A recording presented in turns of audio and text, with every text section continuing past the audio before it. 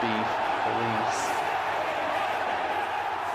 Jay here, Stretford, Paddock, that's Joe Smith, and this is Transfers Live. Forget Paddock Live, it's Transfers Live. We are right in the middle of transfers, and that cheek you're stroking there is Aurelien Tchouameni. So we're going to be talking about Tchouameni, going to talk about other Manchester United transfers as well. But before we do all that, make sure you're hitting like, share, and subscribe, and getting involved in the comments. This is your show. First of all, Joseph, how are we? I'm good, I'm excited. Yeah. I'm excited about this. It's been the first sort of step forward we've seen on the Tchouameni stuff. Yeah. Basically since the first, announcement that United were interested in him. Okay. It all felt as though it was like, well, yeah, we're interested in him, but so what?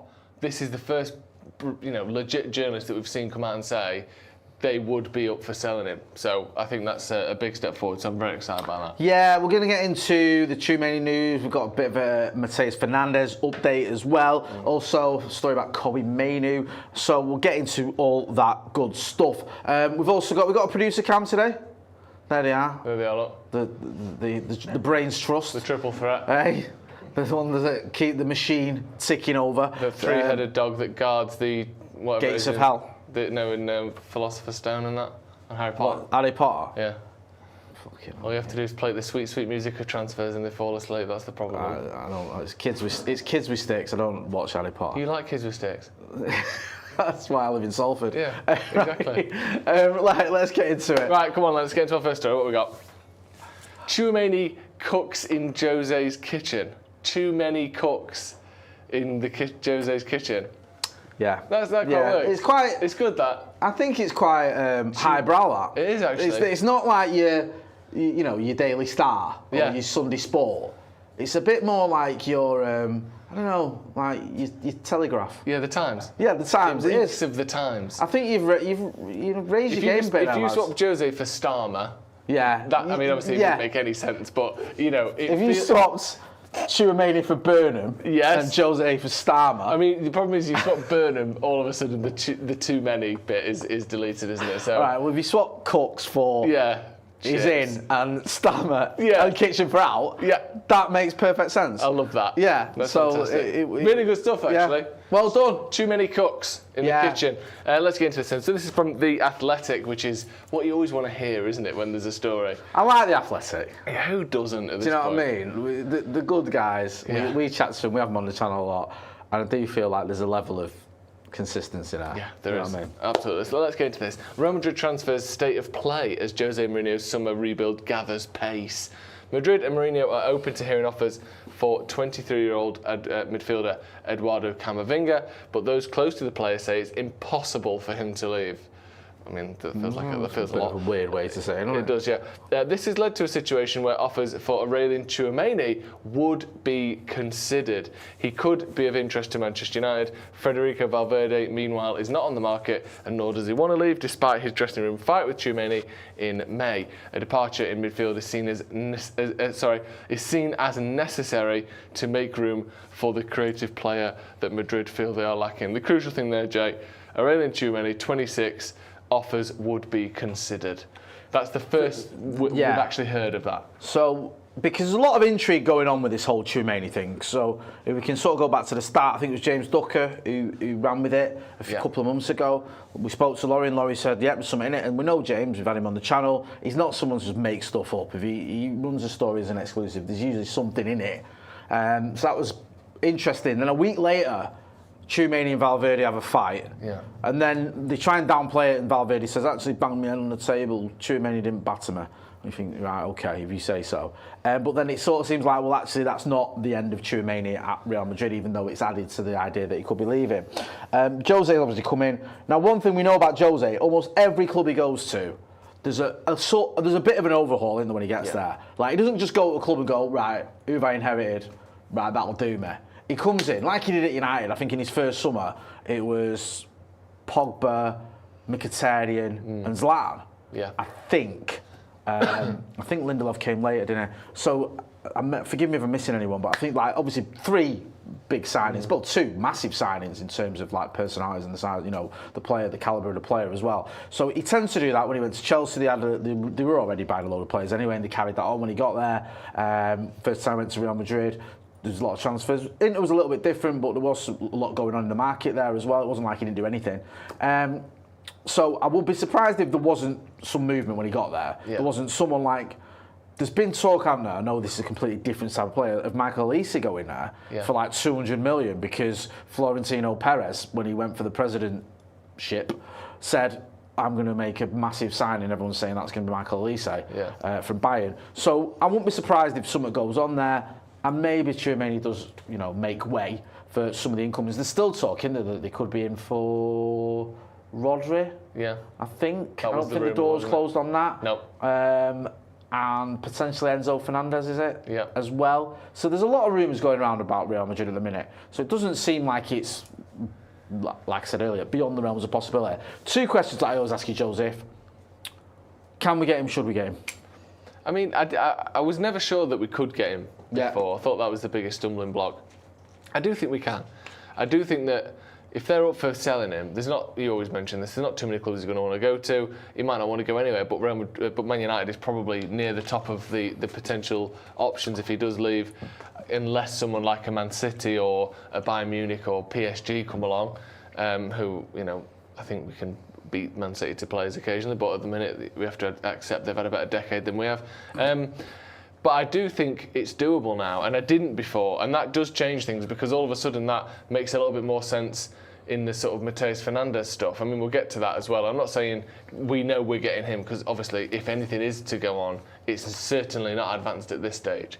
But I wonder whether there are a few more options on the market than we currently know publicly, and that it's not, it's not just Mateus Fernandes, Alex Scott, and then I don't know, someone from the Championship, that there are a couple more players knocking about that maybe would move the needle a lot more than what we think might be the alternatives. And he would obviously be one of them. He's a huge name. He is someone that is a fantastic player and would bring a bit of that feeling that we got from Zlatan and from Pogba, and not that he's the same player as either of those, but he's got a sort of world football stature to him that they had. Not the same, but again, it would be someone where you go, actually, we mean business here in a way that, signing someone for 20 million from the Championship just can't do. Yeah. And for the first time, I actually feel as though this deal might be possible now, and I didn't before. Yeah, I think you make a good point there, and we'll have to see what happens. Look, it's still early doors in the transfer window. The World Cup sort of does put everything on hold, because clubs are sort of waiting. A lot of clubs are waiting to see what's happening in the World Cup. Obviously, if you've got managers that are there and stuff, and it's like it doesn't help when there's a big tournament like that going on. So we'll have to wait and see. I like Tchouameni. I'd have him at Manchester United. Can we get him? Can we afford his wages? There's a lot of ifs and buts there. I've spoken about, a bit of windy pops, this a million times. There has been a lot of business between Manchester United and Real Madrid over the last decade. There's been a lot of business where it's big signings and big name players and players who are at their peak in some cases as well, not just the Casemiros of this world, who was probably a little bit past his best. So we'll have to wait and see. Certainly want to keep an eye on. There may be some more twists and turns to that. Get involved in the chat in the comments. Let us know what you think. Got a couple of super chats. Suva Bachi Raya 5875 says, looks like the most important word for Ineos this window is discipline. Let's revisit this at the end of the window. Jane Bone McSwiggin says, long sleeve in this heat. Go for hook yourself, Joe. That's a little bit harsh there. Harsh. McSwiggins, it's harsh. But I'll give you it's bloody brilliant. Ali Williams, 88, says, if the noises coming out of Madrid are that they are open to offers, that screams of, we want to sell him. Jay, what are the noises coming out of Madrid? Can you just make those noises for me now, please? Oh my God. Typical, mate. Yeah. Typical. We'll see what happens, but very good start on the puns, gentlemen. That's the main thing. Let's keep it up. What's our second story? We can't cock this up. And it's the Spurs chicken. Yeah, I like the fact that we've gone from the Telegraph, the Times, to Loaded. Or, you know what I mean? Nuts this magazine. Is Max Power. Yeah. This is like on a toilet door somewhere. Yeah. Like you've just gone from a highbrow to the lowest brow you could get. It's barely. This is shaved your eyebrows off a stag do. It's not his brows. There is no brows left. It's highbrow to no brows. This is incredible. And I love it. I love the fact you've got the whole gamut. Yeah. One extreme to the other, which sums up this channel. And what I like as well is this is very back of the newspaper because it's got a visual element to it. That screams like it's so something that you'd see on the Daily Star when they put the cock on the caption.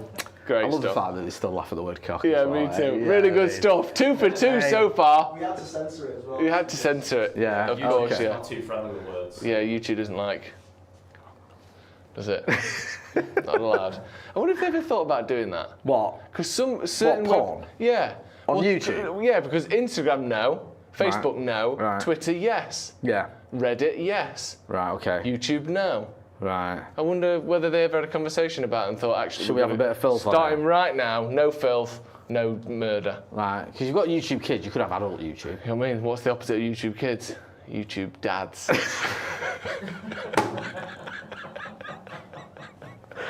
That sounds like the worst website ever. You'd be doing very well on there. Right, let's get into this. This is from fucking everyone. The Standard, TalkSport and The Times. We're going to have to get a breakdown of which one's which. Manchester United have reportedly agreed personal terms with... Oh yeah, this is mad. Have you seen what's going on with this? I've heard things. Everything is going on. Yeah. Let's get into it. Manchester United have reportedly agreed personal terms with Matheus Fernandes, moving ahead of Tottenham in the race to sign the West Ham star. TalkSport report that Fernandes has agreed personal terms with Man United ahead of a summer move to Old Trafford. United will now look to reach an agreement with West Ham. In contrast, The Times' Gary Jacob recently said Tottenham Hotspur are increasingly confident they can beat Manchester United to the signing of Matheus Fernandes for up to £80 million from West Ham. Is that all of the three sources there? We've got another one. This one, the latest. And there's another one. It's sort of ITK for Spurs, who is supposedly reliable, called SZYXL. I don't know if that's meant to be a word or not. Saying, understand that Tottenham have reached a verbal agreement with West Ham for Matheus Fernandes.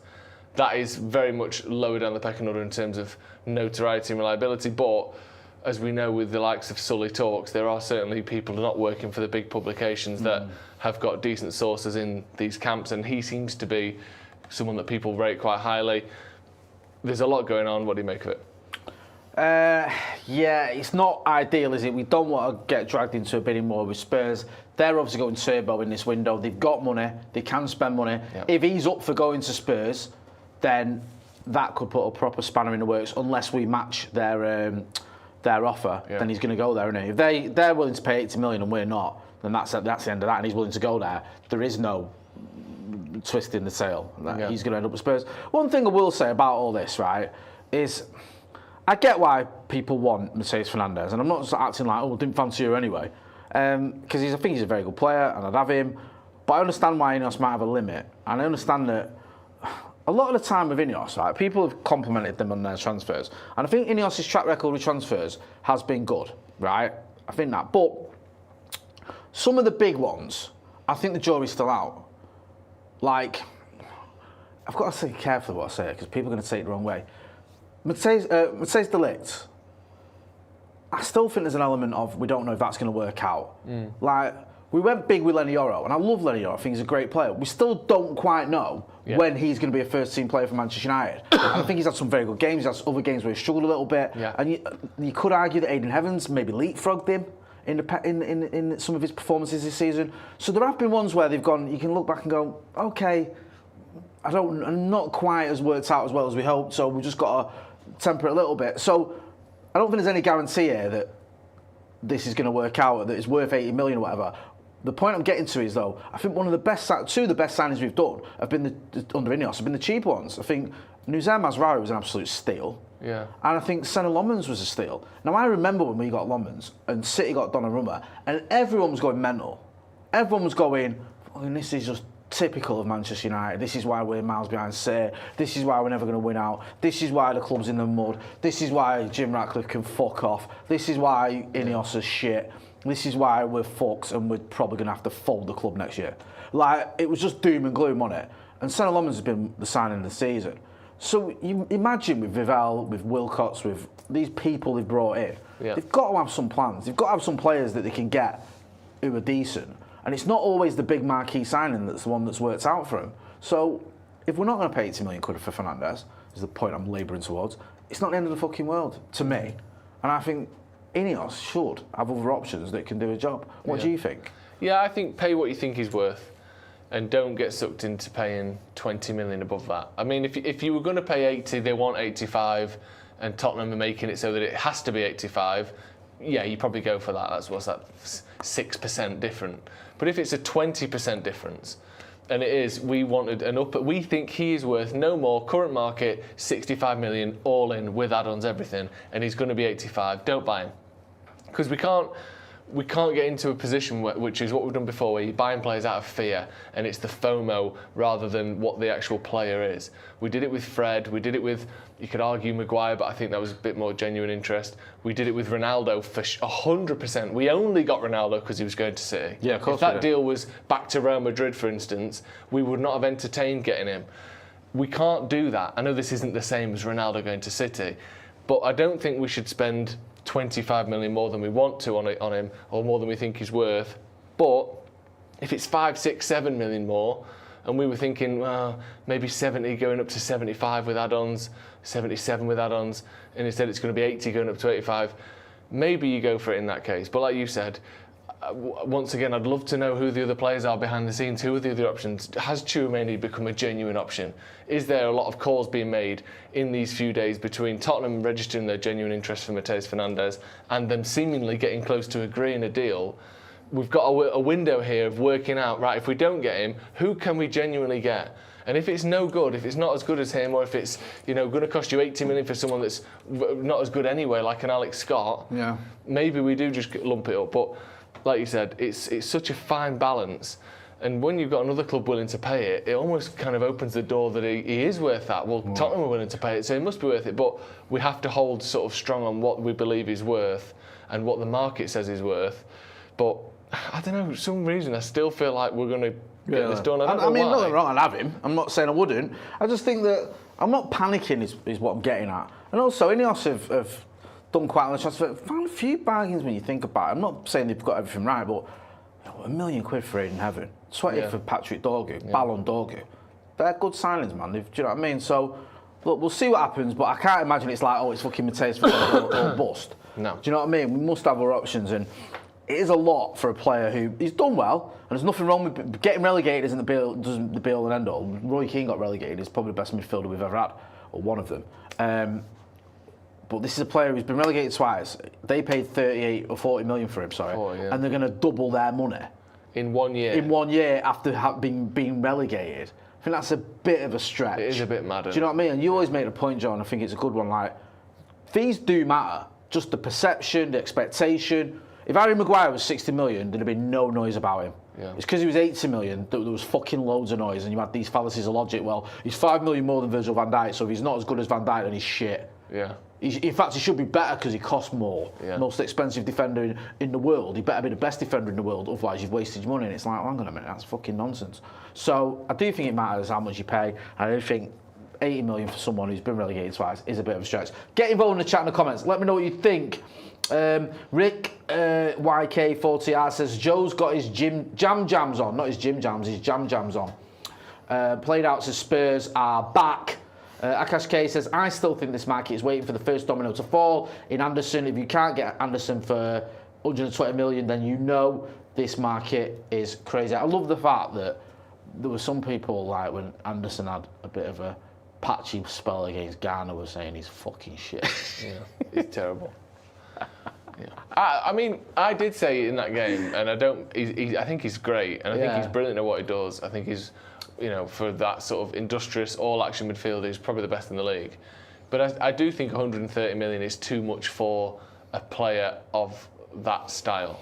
I think there should be a limit on industrious, hard-working midfielders who he can pass the ball well, but he's not a Paul Scholes with the ball. He can hit it from range, but he's not, again, Paul Scholes from range, or he's not the most sort of technical dribbler like a Paul Pogba. I think he's a really good, top-level, hard-working, all-action midfielder. For me, any more than 100 million for a player like that is always going to be like, is he worth it? How can he live up to that? He's not going to win you enough games by himself to live up to that. But that is, like I said, the dominoes waiting to fall. That's the market that we're in. Yeah, it's just crazy. I think he's shit. I didn't want him anyway. Yeah, sick. That's all. Right, go on. What we got? Scotty or Notty?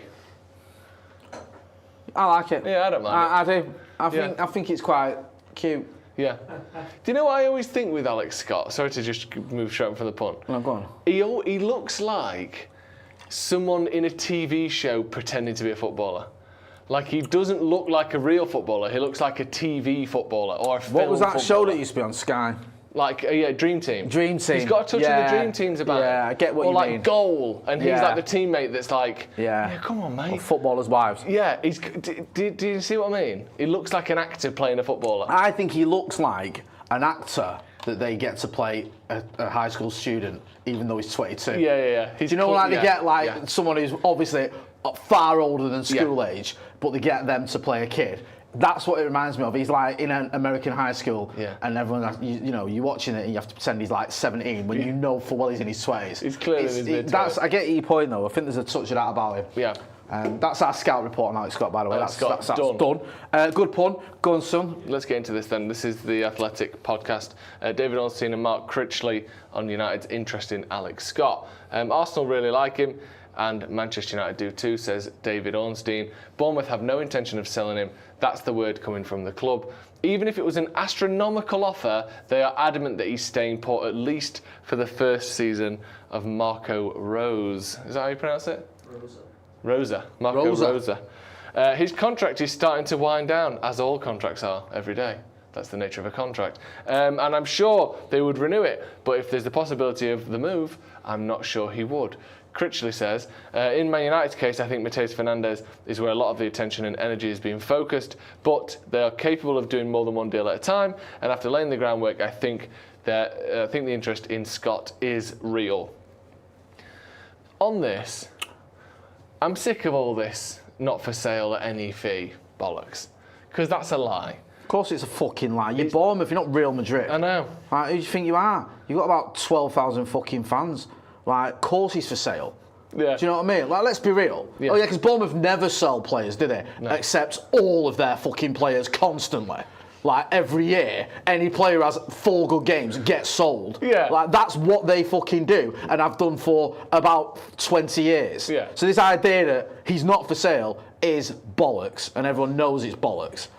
So if United want him, we'll get him. Yeah. It's whether we want him or not. And we'll obviously got to pay your price. I'm not saying Bournemouth give him away. They'll get 60 odd million for Semenya, and who was it? The lad who went to Real Madrid, the defender. Yeah, Dean Howson. Thank you, Hoyson. I mean, thing is, going back Senesi's even just left further, on the free, Solanke or whoever the fuck, they just, you know what I mean? They get decent money. They've always, I'll give them that, but they sell everyone. Yeah. Like, they always do. So this idea that he's not for sale is just fucking ridiculous. I'm sorry. It is. We've done a video on him, haven't we? We like him. Good player. I do think he's good. But this is just to get his price up in it. Of course this it is. We're happy to keep him, but if you're going to buy him, it's going to be, well, we want 80 million. We'll probably take 70, 65. Yeah. But I do think he's sort of come out of nowhere. I know, obviously, if you're a Bournemouth fan, you'll be watching this saying, well, he's been great all season. He was really good last season. I know he's injured a lot last season, but you know what I mean? Like, season before last. But in terms of his sort of presence and his prominence across the wider football landscape, he's not a player that has been very well known up until last season at all. And even then, he's kind of slowly grown as the season's gone along. You've had players like Elliot Anderson, who's been one of the main talking points all year. You've had players like Matheus Fernandes and Gomez at Wolves that have sort of slowly risen, but kind of from Christmas onwards, a lot of people watching them going, they're not going to stay there. Let's see how good they are. Maybe our club will like them. And then you've had Alex Scott, who, until like the 34th game of the season, no one had mentioned him at all outside of when he's playing and looking good for Bournemouth. And now it's like, yeah, he's 70 million years. And I get it. Maybe he's just a bit of a hidden gem. And, you know, he's been better this season than people give him credit for. And the numbers suggest that he is. But I can't believe what 70 million gets you these days in terms of reputation and in terms of, you know, how proven they are and the stature they have in the game and all that. I know you shouldn't be paying for Instagram followers and fame, and that is something that's actually really hurt United down the years. Yeah. But isn't he a 25 million pound player or a 40 at 45 at a put? Like, how are we getting to 60, 70 for him? He's still all not got right. an England cap. I was just checking that then. I wasn't sure. I know he was one of the part of the squad that didn't that went to the World Cup but didn't stay. If that makes any fucking sense whatsoever. He was in that sort of one of those 5 players who went with the squad or was part of that wider squad but wasn't going to the World Cup finals. That's what I was trying to say. So he's obviously not far off a cap. You think he'll probably get one sooner rather than later. Everyone likes him. I've said this a million times. He's the player, I think, more than anyone, the comments and the chat mentioned and seem to love. And I get it, because he ticks a lot of boxes. When we've played against him, he's looked good. He's gettable. He's one of those. He's not the obvious one to say. If you're going to comment and go, United should get Elliot Anderson, which is fine, but everyone can say that. Yeah. He's a bit more like, well, actually, I think Alex Scott's your guy. So I understand it. I do like him, but we'll have to wait and see. Because I agree with you. I think we need to fucking calm down a bit with some of these fees, don't we? Like, mate, what are we doing? I get there's a point where you go, the market shifted, and one of the criticisms you can have with Fergie later on was he didn't quite get it when it shifted. And he sort of stuck his heels in a little bit too much when we were linked with the likes of David Silva and Aguero and Luis Suarez and players like that. Yeah. And he was like, and even Hazard, I ain't paying $6 million for his fucking agent fees when I paid $6 million for Chicharito. That would have made a fucking huge difference getting a player of that calibre, especially considering he would have been here after Fergie retired.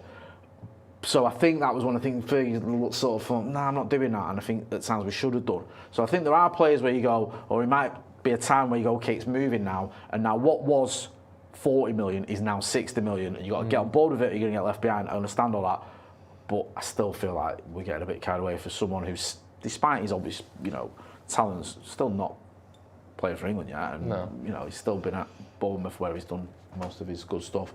Let me know what you think. Get involved in the chat in the comments. Like I say, we've done a video on him. Kev Rosdino says price is too high, 55, 60. If we want Hall, we need to get it done before the Tonali deal goes through, says Steve. There was a story today, wasn't there, that someone, who was it, basically said that the Lewis Hall interest is just non-existent. I think Mike Keegan might have said it in the Mail. I don't know how true that is. But it's weird though, because most journalists, if not all journalists we've spoken to, have said that there is interest in Lewis Hall. Yeah. Even though it's not been official contact in Newcastle or whatever. So we'll get to the bottom of this and see what is going on. But one thing we do know is that United want someone on the left side. Yes. Whether that's a left back or a left winger. It looks like it's going to be a left back. Excuse me, because they're looking at Dorgu as more of an attacker, but that's not certain. No. So. And it might even be, we'll see who we can get. Let's move on. Yeah, what we got? Check yourself before you wreck yourself. I love that. He's Czech. I love that. It's good, isn't it? Absolutely love that. It's another good one. It's been one of the best nights in a while, this is really good. This is my point, and I thought it was a tap-in, to be honest. But it is a tap-in, but it works. And sometimes maybe you can learn from tonight is that the more in sort of folded in on itself madness of a pun that you come up with, that doesn't make it better. There's still 2 left. There's still 2 left, great, yeah. We can still ruin it before the show's over. Yeah, I like that. Check yourself for yourself. It's easy, it works. Let's get into it. Man United goalkeeper targeted by Premier League newcomers Hull City after he refuses to be a backup. Hull City are among the clubs circling Manchester United goalkeeper Radek Vitek. Daily Mail Sport understands the Tigers are among several Premier League clubs interested in Vitek, along with fellow promoted sides Coventry City and Ipswich Town. Although United want to avoid losing the highly rated young shot stopper, they accept the circumstance is complicated by Vitek having 2 years left on his contract with a desire to play regular football. The 22-year-old has previously admitted he does not want to remain at Old Trafford to play backup. Therefore, United are open to a sale, while the Czech youth international would be allowed to leave on loan if he committed to a new contract. Thoughts? It's a shame if he does go. We spoke to Simon Stone the other week, and he'd interviewed Radek Vitek, and Simon says that he brought up twice, Vitek had brought up twice the idea of being a number one, of not being a backup. It wasn't like he was prompted to say it, he kept saying it. Right. So Simon Stone got the impression that, because he fucking said it, he wasn't willing to come back to Old Trafford, as this article is saying here, and play second fiddle. The issue you've got with Senna Lomans, who's not his fault, he's young. He's a young goalkeeper, he's perhaps at the same age.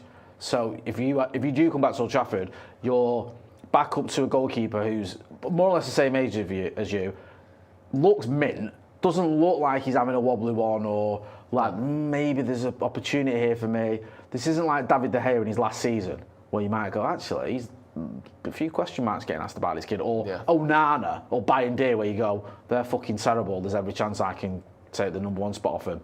It's going to be very, very hard for him to get into the first team. And I get it because, look, we're big United fans and we'd do anything to be part of the Manchester United squad, but he doesn't, he might not be that keen on just staying at United and sitting on the bench for the next 10 years, which is what could happen. This isn't a Dean Henderson scenario. It was different with Dean Henderson where there was an opportunity there for Dean Henderson and it just felt like he didn't want to fucking take it.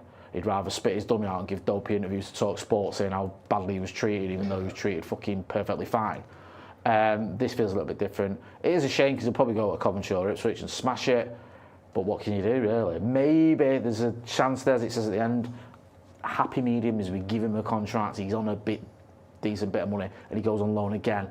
But that still doesn't solve the problem because he's still not your backup. No. So if Senna Lomans gets injured, sometimes with these loan deals, you can't just recall him. You might be able to, but you might not. So it's a weird one. But United need a proper backup.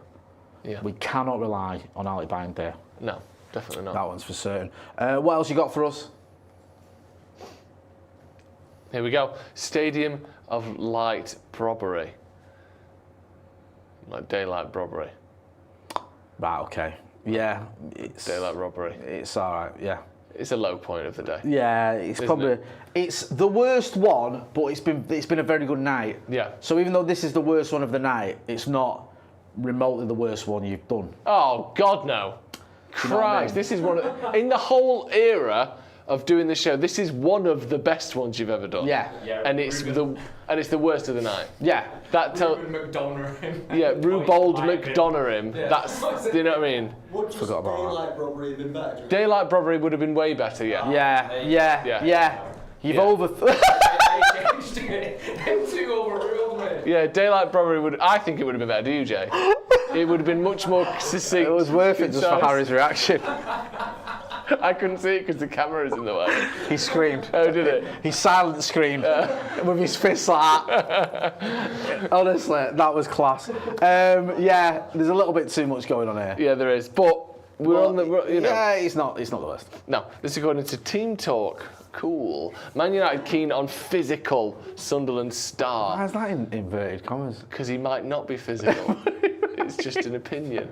As Tottenham target a target deal and Black Cat's stance emerges. Yeah, Yeah. This is good. Manchester United, who need a frontman to cover and compete with Benjamin Sesko, are long-time suitors and among those very much keen, though they are not alone with Tottenham Hotspur, Chelsea and Aston Villa to have retained an interest. Scouts have been particularly impressed by the striker's physical presence, pressing ability and growing maturity in possession. Sources insist there's no asking price attached to the Dutchman at this stage and that the clubs are not entertaining the prospect of losing him this summer. That position could yet be tested if one of Europe's elites decide to make a formal move, but for now, Sunderland are standing their ground. Oh great, Jay, it's another club that has a player that's bang average that won't sell him at any fucking price. Yeah. What a lovely position to I be know. in. We've got no interest in selling him. Well, why haven't you? Because he get 6 goals a season? Yeah, we got Fucking you're not great. far off. He got 7 last Yeah. season. Oh, So right, cool. You're literally one off. I mean, He's decent, but fucking I know. hell. This is what I don't like about the World Cup because he's scored a couple in the World Cup, hasn't he? Yeah. And it's like people get They're excited. going to try and get 60 million for him Yeah, now, Jay. it's like, well, look, he's smashing it in the World Cup, but that doesn't mean anything, to be honest with you. And he's not smashing it that much. I'm not a fan. He doesn't pass the eye test for me. No, I mean, When I watch him, I think he's okay. Yeah. I don't think fucking I wouldn't like to play against him or he's got a bit about him. And the fact that when your sort of top line is physical, Yeah. that's a bit. he is physical, I'll give Yeah, him that. that is a bit like, oh, he's an handful. Yeah. Which means he just fucking puts himself about and don't get many goals. Yeah. It's not the sort of direction we should be moving in. I know you like to have different types of player. You know, you don't want all your strikers to be this sort of carbon copy because you want to give a defender something different to think about if you're making a substitution, for example. But I don't think you want to have players like him in the way we're moving at the minute. Do you know what I mean? You've got Sesko, you've got Cocoon, you can lead the line, and Boomel can lead the line. All very good on the ball, technically very sort of shit hot. Do you know what I mean? Like, he's not like that. No. He'd stand out. and I think it'd be like, fucking hell, he's coming on. Yeah, what? Have you seen him starting? I think that's what it'd be like. Yeah, I think you'd have that, a touch of that to him at United. And also, if he was going to come at United, he would have fucking come when Erik ten Hag was fucking signing every single Dutch person on the planet. Did he go from Ajax? Where did he go after that? He didn't go straight to Sunderland, did he? Or did he? Let me have a book. Because I remember he had a massive drought at one point. Didn't he go like a full calendar year without scoring, or like 2 goals in a season or something? Let's have a book. I remember just after we didn't sign him. That's probably his last season at Ajax. Because his last season at Ajax, right? 30 appearances in Eredivisie. Yeah. Eredivisie, sorry. And 4 goals. Yeah, that was it. Like. In the middle. And then back to Ajax. Right. I mean. Yeah. That's fucking poor. Yeah, it is. Do you know what I mean? Yeah. And obviously, as been pointed out there, he's had a few up and down moments, hasn't he? Yeah. The one thing was pointing out, a loan to Leipzig didn't really work out for him. 14 appearances in all comps, no goals. I know he's only 24, but you look at that there. He's had one good season where he got 22 in all comps, one half decent season where he got 14, and he's never scored more than 10 other than that. Again, he's not 30, but he's not 17 either. Like, I don't know, that would be mad to me. I'm not saying whatever.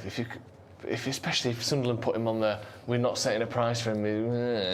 You have to come up with a huge offer for him. No, we're not. I don't want him. World Cup goals are hard to come by. He's got more World Cup goals than Wayne Rooney had, right? So I'm not dismissing the World Cup goals at all as meaningless. But a goal against Bosnia and Herzegovina and a goal in a 5-1, or was it? Sorry, yeah. He got 2 goals against Sweden, which is again, he's done well. Like, that is good to do that, but I don't think you can buy players off that. Do you know what I mean? Yeah. Like, if you were already looking at him, you could go, well, we're already looking at him. Like there was rumours with Somerville. Looking at Somerville and he's having a good World Cup, it adds to it. If you're not looking at him, you don't think he's good enough, but he's having a good World Cup against poor opposition or average opposition, that shouldn't sway you, in my opinion anyway. I'm just not... Let me know what you think. What do people think? Because he's one that... Because we've been interested for a while, I wonder if people have got a bit of sort of fondness toward him. Doc Rock said he's a Højlund Lukaku, Adama Traore revisited, powerful with medium to suspect finish. Yeah, his technical abilities. Nick Brown says he's no Danny Welbeck, who is, to be fair. Akash K said Ten Hag wanted him desperately, or wanted him badly, sorry, especially when Rasmus was struggling. BMW Racing 1974 says might as well bring Rashi back as him, for fuck's sake. It's not a fucking bad point. I'm not saying we should, but you'd probably get more out of Marcus Rashford with his fucking face like a slap's ass than you get out of him trying his hardest. Right, let's. Any more? Last one. What we got? Cobby for Maine, Rice on the side. Yeah, that's really good. That's really good, actually, because it works across both planes of its knowledge. Okay. Sometimes these ones just have got nothing to do with the story. Yeah. This really works. I think this is great. I mean, we've never given up on the corn on the cob thing, have we? No. Which I like. I think every single Cobby Mainoo pun from now until eternity should have a reference to corn on the cob. I think we're safe on that front. Yeah. I don't think we can pay these lot to stop doing Cobby Mainoo jokes. I like it. I like the fact that Cobby for me. And Rice is a side sometimes, like when you're at Nando's. Yeah. The only problem is obviously corn on the cob isn't a main. No. But we're not going to dig too deep into Cobby it. for Maine. I think this is fantastic. And Rice being on the side is like on the sidelines, he's off the bench. It's really good. Well done. You're almost close to a round of applause from me tonight, you three.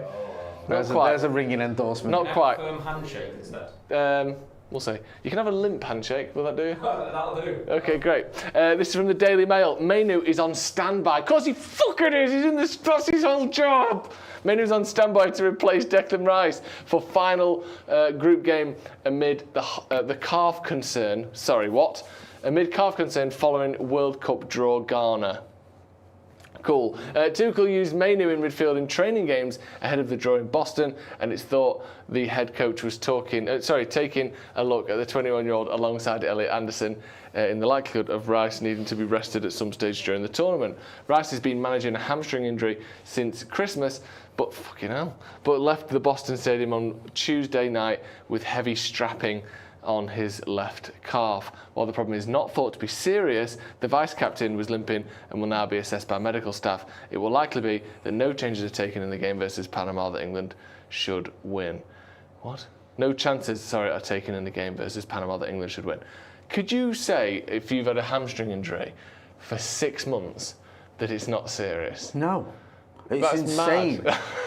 This is all mental. Yeah. Like, what are you on about? A hamstring injury is usually pretty serious, and you've had it since fucking, what, Christmas? Like, what? Hang on a minute. And you've played 64 games this season, and you're still playing one every 3 days. Yeah. What the fucking hell is going on? I don't know. Like, obviously, Rice is managing this injury because he's constantly playing. So it's not that serious, because even though that sounds mental to me to say that, he's able to play, and I thought he did well against Croatia. Wasn't great against Ghana, but it wasn't terrible. I just think it's the ultimate no-brainer to start Kobbie Mainoo against Panama. I just think it is. Like, why wouldn't you? Like, even if Rice is fit, give him a fucking break. You don't need him for Panama. You don't need 2 industrious, hard-working fucking midfielders against Panama. No. Like, what are we doing? Give fucking Mainoo, and I'm not saying this because I love Kobbie Mainoo, but it actually makes sense to give him a start against Panama. Let him play that game. We'll win. Rice can have a breather, come back for the knockout game. It's perfect. And it's not like you're giving Jordan Henderson a start where you go, well, that's a bit dodgy, that. I don't know. Kobbie Mainoo's fucking mint. Like, he's got himself back into the England squad because since Carrick has come in, he's been absolutely outstanding against big teams as well, against Cities and Arsenals and Liverpools, some of the best teams in Europe. He's turned up. So the idea that he can't against Panama is for the birds. Get him in the fucking team, let him start, and then you can give Declan Rice, who's broken his leg, a few days off until he can come back. It's the no-brainer of all no-brainers for me. What do you reckon? Yeah. Why would you risk it? Even if you're really pro Declan Rice, why would you risk it? And if you're pro Mainoo like we are, get him in. Like, put them both together. It'd be mad to start Rice in that game because I think they're almost certainly qualified already. So worst case scenario, upset of all upsets, I don't think England are going home on 4 points. No. So, they may lose to Panama and it still wouldn't be the complete end of the world, although it would be a big hit. But I don't think that will happen, and you're certainly not going to lose the game because Mainoo is such a drop-off from Rice that the team can't overcome Panama. If England lose that game, it's because so many things have gone wrong that Declan Rice probably won't be able to fix it anyway. I think it only makes sense to start Mainoo, 100%. Yeah, because even if you go, well, you could put Reece James in midfield and put, Well, he's got a bit of a hamstring. That's it. He's someone who's historically had injury issues anyway. That was reported today, yeah. Could do with just being rested. Yeah. And also, another sort of added facet to this. Let's say England gets to this, you're in the semis and Declan Rice cannot fucking play. Yeah. And Mainoo hasn't kicked a ball all tournament. Yeah. And you go in, right, Kobbie, your first game in this World Cup is in the semis Argentina. Yeah. And you're like, what? Yeah, you see that Messi lad? You just try and stick with him if you can, if he drops deep. That's your job. Oh, fucking nice one. Yeah. Cheers. And then the whole nation will blame you when we lose. Like, give him a fucking game in case you actually do need him, which you might do later on in the tournament as well. Don't let his first game be a fucking, must-win game against elite opposition. So yeah, I think he should start. I don't know with Tuchel. He's a bit odd. He's a bit weird. He is. I'm not just saying this because of the England thing. He is a bit mental. So I wouldn't be that shocked if he didn't start him and he's stuck with Rice, or he did something a bit out there. Starts Rodgers and Bellingham. Yeah, just does summer, because the annoying thing about this, you call it annoying, is almost no matter what he does, we'll win. Yeah. Like, I think if he was to just stick with Rice, we'll win. If he was to bring in fucking Eze, we'll win. If he was to fuck about and change the formation and have 2 attacking midfielders with just Anderson sat in front of the defence, we'll win. Yeah. Like, and then people go, well, you got it right. But I think this makes far more sense to me. We'll get into some comments before we wrap up. Let us know what you think. A full name Huggy says, Jay from Air Manchester, great shout. Have you considered it? Yeah, I have. I've put my application in. Have you? Yep. Dan United 94 says Declan Rice, more like Declan Rice. Yeah. That gets an applause. That got your applause. I was already 9/10 of the way to applauding tonight, so he's got it. Declan Rice. Love that. I love this. BMW Racing 1974 says rice pudding. Yeah, good. Yeah, very good. Yeah. There's lots of references to Declan Rice, and some of them I won't repeat. Is that everything? Everything. That was a fantastic performance tonight, gentlemen. Yeah. That was unbelievable. One of your better performances, so well done. Keep up the good work. That was one of the best ever. It was, wasn't it? It was sort of Jeff Hurst, not in the final, in the semi-final. it was good. You got us to the final. I'm out a hat-trick next week, please. You sound like, I bet there was hipsters in 1966 going, you know his best game wasn't the final. It was, the hat-trick. Oh, because he's got a hat-trick. He must have played well. Actually. Okay, I get it. If you watched his movement in the semi-final, that was the best game he had. It was unbelievable. Yeah. It was a work of art in itself. I've got a tapestry of every touch he had actually hung above my mantelpiece in my front room from that semi, but you wouldn't get it because you see hat-trick and you jizz your pants. Good hat-trick, so he's mint. Yeah, Neanderthal. Yeah, hat-trick. Philistine. On that bombshell, big thank you to the producers. Producer Cam, well done. Well done, the three of you. Jesus Christ. All thumbs up. That was like when we cut to the BAR room, wasn't it? And do you know what that reminded me of? Stood there doing fucking weird hand gestures. Do you remember that fucking donut from Arsenal Fan TV when he was coming off? Was he come off the bus or walked past the bus? It looked like he was. Yeah, and he was holding his fucking wash bag and his fucking earphones, and he gives a thumbs up to the cameras. Fucking bella. Slow mo as well. Yeah, that was when football died. Officially, it's over. So well done to you guys. Big thank you to Joe Smith. Thank you. As always, go and check out Joe on the Sloppy Joe's podcast. Check out the merchandise as well. There's a link in the description for that. We're going to be back in the morning, aren't we, my love? We're going to have news, and then we're going to have an interview with a journalist, top tier journalist. They're coming into the studio, so we're having a bit of a chat with them. So make sure you're hitting like, share, and subscribe. That's been Joe Smith. I'm Jay Moy. This has been Transfers Live. Thanks for watching.